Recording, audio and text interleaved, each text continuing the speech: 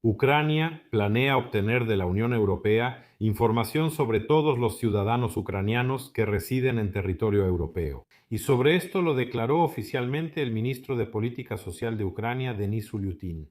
Y de hecho, hoy me gustaría analizar este tema con el mayor detalle posible, ya que el 7 de mayo tuvo una reunión con el comisario europeo de migración, Magnus Brunner. Y se hizo una declaración muy interesante. En primer lugar, Ulyutin dijo que nuestra posición es clara. Queremos que los ucranianos regresen a casa, pero debe ser una decisión voluntaria y consciente. Son palabras muy bonitas, muy correctas y muy humanas. Pero al mismo tiempo, seamos honestos, en la Rada Suprema queda un proyecto de ley que puede convertir en criminales a todos aquellos que salieron legalmente al extranjero y no quieren regresar. Además, los pagos sociales en Europa están disminuyendo. Se planea terminar la protección temporal en marzo del año 2027 y todo esto sucede junto con la presión por la falta de acceso a servicios consulares normales. Y ahora el gobierno quiere obtener de la Unión Europea datos sobre dónde viven, a qué se dedican, cuánto dinero tienen y así sucesivamente. Así que hoy no vamos a hablar de lo que se ha dicho oficialmente, dijo Ulyutin, sino de lo que el gobierno está haciendo en paralelo y al mismo tiempo, y lo que esto significa personalmente para cada ucraniano que vive en Europa. Suscríbanse al canal, denle like, compartan este video con sus amigos si les resulta útil y no olviden activar la campanita. Entonces, primero, ¿quién es Ulyutin y qué fue lo que realmente pasó? Denis Ulyutin es el ministro de Política Social, Familia y Unidad de Ucrania, nombrado en julio del año 25 en el gobierno de Sveredenko. Él fue el primer viceministro de Finanzas. El 7 de mayo del año 26, él tuvo una reunión con el eurocomisario Magnus Brunner, la persona que de hecho es responsable de la política migratoria en la Unión Europea. Y el tema central es qué pasará con los ucranianos en la Unión Europea después de marzo del año 27, cuando termine la protección temporal. Y por separado, Ulyutin de manera muy específica planteó la cuestión de los datos personales y privados. Для України важливо отримати дані sobre los ucranianos que están bajo protección temporal en los países de la Unión Europea, especialmente sobre las categorías vulnerables de la población. Esto es necesario para planificar la política de retorno y la preparación de las comunidades. Esta es una declaración oficial de Ulyutin, y él además dijo que los documentos correspondientes ya se están preparando según las solicitudes. La posición oficial, así lo vemos, es para planificar el regreso de los ucranianos desde el extranjero. Es decir, nadie planea poner fin a la guerra, pero ya están planeando regresar a los ucranianos desde el extranjero. Para que supuestamente las comunidades en Ucrania sepan cuántas personas deben esperar y qué necesitan. Pero veamos qué está sucediendo realmente y qué está ocurriendo en paralelo. ¿Qué significa este regreso voluntario? Porque suena en casi una de cada dos declaraciones del gobierno ucraniano, de los políticos ucranianos, y así sucesivamente. Pero hay herramientas que se utilizan en paralelo, al mismo tiempo, y en realidad no se parecen mucho a esa misma voluntariedad de la que las autoridades ucranianas nos hablan todo el tiempo, porque en realidad ni siquiera huele a voluntariedad. Hay cuatro herramientas principales que se están utilizando ahora. Y dígame, por favor, ¿esto realmente es voluntario? Lo primero es la presión económica. Ulyutin mismo confirmó que el Estado no planea pagar compensaciones por el regreso, así que el enfoque está en el desarrollo de algunas comunidades. Al mismo tiempo, vemos que en Europa incluso entendemos que con la ayuda del gobierno ucraniano los pagos se están reduciendo. Y en varias ocasiones también en el telemaratón y entre los diputados se escuchó información de que para esos ucranianos que viven en el extranjero hay que hacer todo para que los pagos que reciben allá se reduzcan, para que regresen a casa a defender el país. Así que está claro. Entonces, de hecho, eso no es un incentivo para regresar.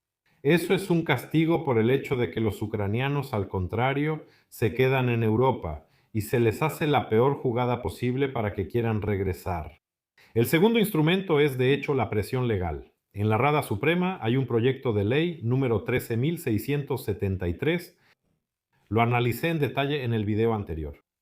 Habrá un enlace en la descripción.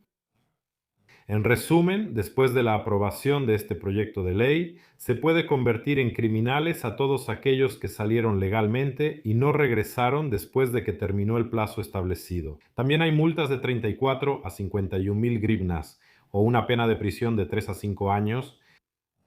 La ley no ha sido aprobada, pero ya está en la agenda. Esto, saben, es, en mi opinión, simplemente un plan B. Así que, pero a quien le interese, vayan a verlo, porque ahí el tema es muy fuerte. El tercer instrumento es la presión informativa. Presión a través de los medios y de las redes sociales. Complejo de culpa, sí, sobre los evasores del servicio militar, sobre los traidores. También analizamos este mecanismo en un video aparte. También el enlace estará en la descripción de este video. Si ya ha salido para ese momento, pero de todos modos estén atentos, suscríbanse y estén pendientes. Porque ahora hay mucho material en borradores y la cuarta herramienta es de hecho la recopilación de datos, lo que está sucediendo justo hoy. El Estado quiere saber dónde están, cuántos son, qué hacen, en qué países viven, si pertenecen a categorías vulnerables o no. Y oficialmente todo esto es para la planificación. Pero preguntémonos, ¿para qué tipo de planificación se necesitan estadísticas detalladas, datos personales de personas concretas? No es necesario. Porque para una planificación general bastarían solo los números. ¿Cuántos ucranianos hay y en qué país? ¿Quiénes pertenecen a categorías vulnerables y quiénes no? Pero definitivamente no necesitan obtener datos personales para esto. Entonces, probablemente los datos personales se necesitan para poder influir personalmente en ciertas personas después. Ahora, lo siguiente, ¿qué se puede y qué no se puede hacer según las leyes hoy en día? Esto es muy importante para entender que hasta el día de hoy, justo hoy, no hay ninguna amenaza de que estos datos se vayan a transferir. Pero, como dijo Liu Tin, los documentos se están preparando. ¿Por qué la Unión Europea no puede transferir datos personales a Ucrania en este momento? Existe un Reglamento General de Protección de Datos que se llama RGPD y es una de las leyes más estrictas sobre privacidad en el mundo. La transferencia de datos personales a terceros países fuera de la Unión Europea solo es posible si la Comisión Europea decide que el país receptor garantiza un nivel de protección equivalente. Ucrania no tiene esa decisión. Es decir, la Unión Europea legalmente no puede ahora, hoy, y solo quiero enfatizar esto, no puede hoy transferir los datos de millones de ucranianos a Ucrania, porque eso violaría precisamente este reglamento de protección de datos. Pero ¿qué puede suceder realmente? Tres opciones principales. La primera puede ser simplemente estadísticas agregadas sin datos personales. ¿Cuántas personas y en qué país se encuentran? Esto para nosotros de hecho no representa ninguna amenaza. La segunda opción es la firma de un acuerdo bilateral entre Ucrania y la Unión Europea con las garantías adecuadas. Es decir, Ucrania preparará los documentos, preparará la infraestructura y ya Putin dijo que los documentos se están preparando. Cuando este acuerdo esté listo, su texto determinará qué exactamente y en qué formato se transferirá. Y la tercera opción. La segunda opción es la que representa la mayor amenaza a gran escala. La tercera opción es la recopilación voluntaria de datos a través de esos mismos centros de unidad que ahora se están abriendo por toda Europa. Recordemos que ya está abierto en Berlín y que se abrirá en Estocolmo en junio. En Polonia y Chequia también se abrirán pronto, y si acudes al centro de unidad por una consulta, tú mismo proporcionas tus propios datos. Eso es legal. Y es importante ver qué preparas y qué firmas. Tú mismo puedes filtrar tus datos y luego multiplicar tus problemas en el futuro. Es decir, la conclusión principal sobre la probabilidad de cómo se desarrollará todo esto es que, justo ahora, específicamente hoy, no habrá una transferencia masiva de datos personales. Pero el proceso ya está en marcha y sus resultados dependen del acuerdo que firmen la Unión Europea y Ucrania en cuanto a la transferencia de datos.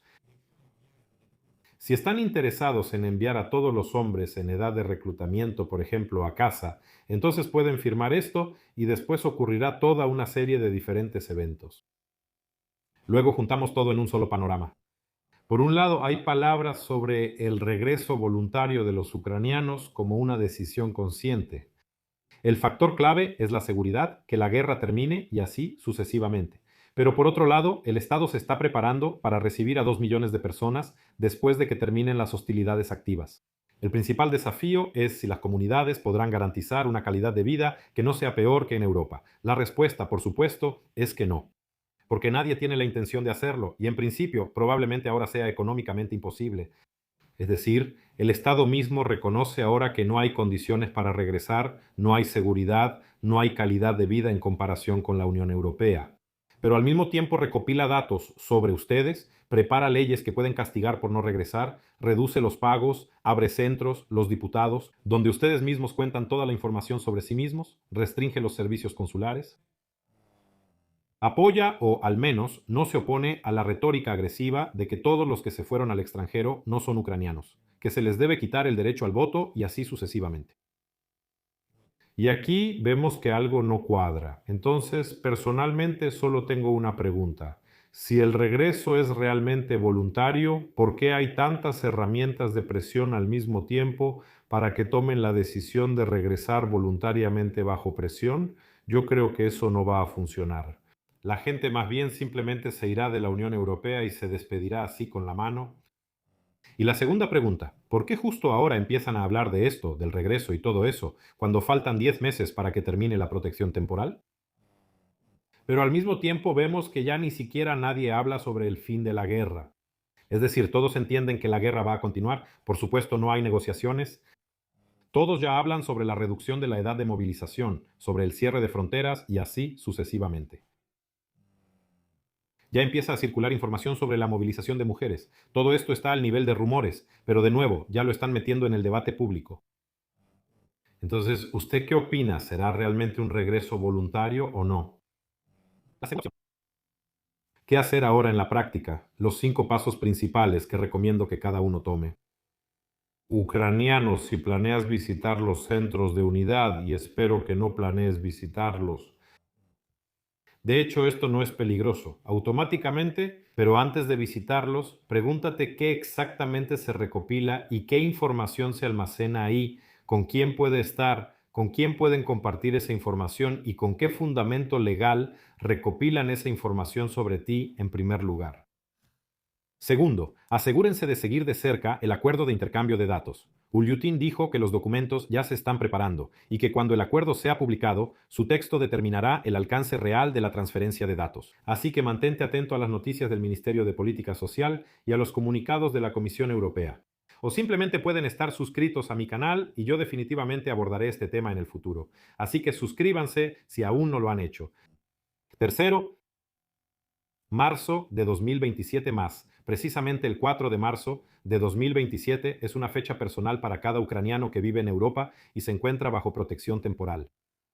El Consejo de la Unión Europea aprobó recomendaciones sobre la finalización de la protección temporal después del 4 de marzo de 2027. Después de eso, los países de la Unión Europea deben ofrecer ya sea permisos de residencia o programas de retorno voluntario, así por ejemplo como lo hace actualmente Polonia. Así que no esperen hasta el último momento. Infórmense desde ahora sobre las opciones de legalización en su país, sin importar dónde vivan. ¿Qué tendrán después de marzo de 2027? Cada país tiene sus propias reglas, en muchos países. Por cierto, ahora no hay soluciones universales, así que todavía estamos esperando. Lo cuarto es que la decisión de regresar es solo suya. Ninguna recopilación de datos, ningún centro, ningún ministro puede obligarlos a regresar mientras no haya condiciones seguras. El RGPD protege sus datos, el derecho internacional también los protege y le da el derecho a la protección contra la persecución.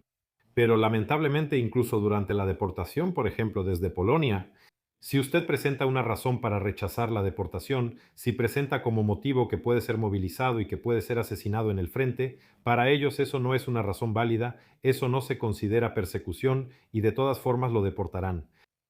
Yo tengo un conocido al que deportaron de esa manera. Él indicó esa razón, pero eso no le importó a nadie y ya a las pocas horas estaba en Ucrania. Quinto, si eres un hombre en edad de reclutamiento, revisa el video anterior sobre el proyecto de ley 13.673. El enlace estará en la descripción. Ahí se explica en detalle qué y a quién le puede afectar. Porque este proyecto de ley es exclusivamente para hombres y además para aquellos que salieron legalmente de Ucrania. Así que, en conclusión, Ulyutin dijo las palabras adecuadas, que los ucranianos deben regresar voluntariamente, debe estar garantizada la seguridad, deben ser decisiones conscientes. Pero las palabras son una cosa, en la práctica vemos que todo se ve un poco diferente. La recopilación de datos sobre ustedes, las leyes que pueden castigar por no regresar, la reducción de pagos, la presión por el fin de la protección temporal, el vencimiento de pasaportes, la falta de servicios consulares. De hecho, vemos lo que está sucediendo. El Estado actúa en condiciones de crisis demográfica, intenta traer de vuelta a la gente de cualquier manera, usando tanto métodos suaves como duros al mismo tiempo. Pero entendemos que con los horrores de las redadas de reclutamiento forzoso que están ocurriendo en Ucrania, pocos decidirán regresar voluntariamente, ¿verdad? Entonces, amigos, hoy en día su protección es la información. Si la tienen, están protegidos. Si no la tienen, no están protegidos.